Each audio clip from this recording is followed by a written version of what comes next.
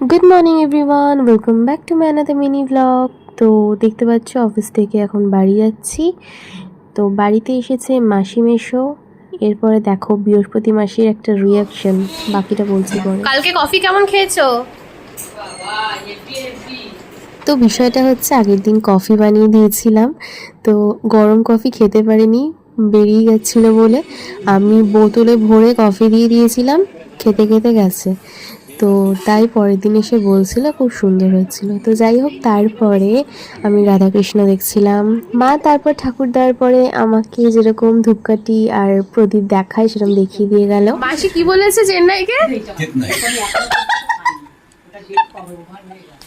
কি অবস্থা! তোমার দিদিকে সত্যি আমি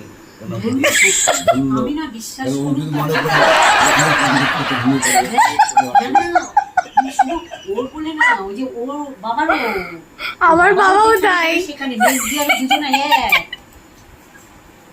দুজনেই কি বলুন তো, দেখা গেল ওই যে টিভি দেখছে, টিভি দেখতে এরকম করে ঠাকুর কিন্তু অপোজিট মিলিয়ে দিয়েছে। দুটোই খেয়ে গেল, রিমোট ফেলে দিল।